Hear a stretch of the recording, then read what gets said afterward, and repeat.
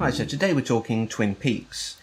I'm not going to do an episode-by-episode breakdown. For Black Mirror, that's perfect. They are self-contained stories, you can do it that way. There may be thematic links that you can pick up, there may be elements that repeat, but for the most part they are their own thing, and you can just delve into an episode without foreknowledge of what's to come or what's been.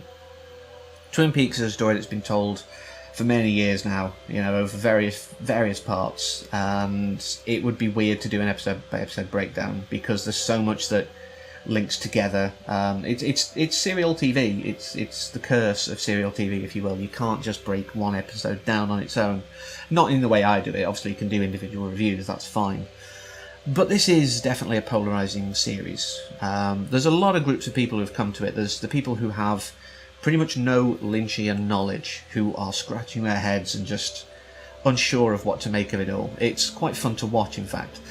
Then you have people who've maybe delved into Lynch's work, maybe seen some of the show way back when, and they're kind of getting it, but maybe not engaging in the same way. You also have those who saw the original series, or at least some of it, and thought they enjoyed it because they were swept up in the zeitgeist, but they're watching The Return and getting very confused and thinking, did I really enjoy it that much?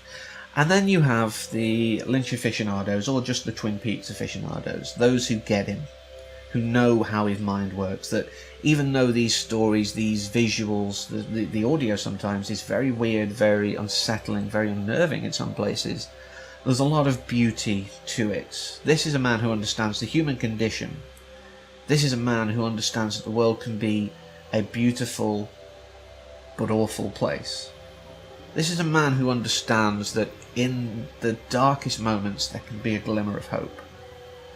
And that's really what I want to touch on today, because I watched some of it when I was growing up. I was probably not of an age to really fully engage with it. I wasn't mentally mature enough, if nothing else. But I remembered it. It stuck in my brain. And then I ended up getting the Complete Mystery Blu-ray set and just watching it and enjoying it and loving it and understanding it and appreciating it, which again, I think coming to it as an adult now, I've been able to do a lot better.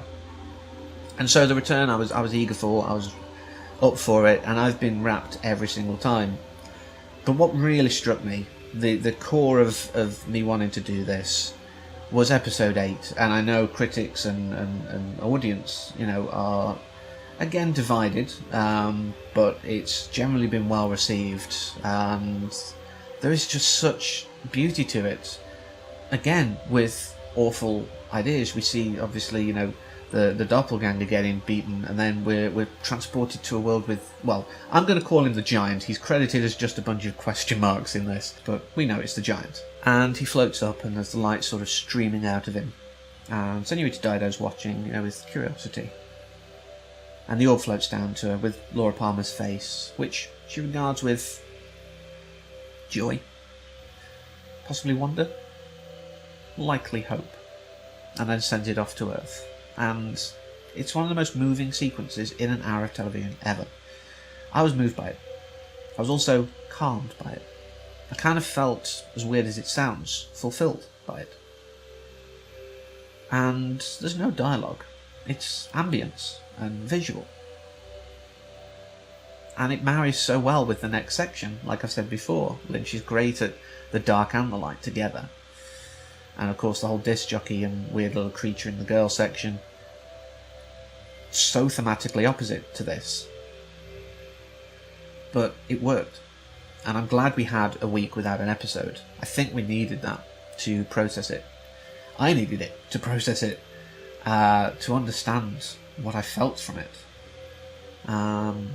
And I was debating whether to do this, sort of a wait till the end, give a general overview maybe.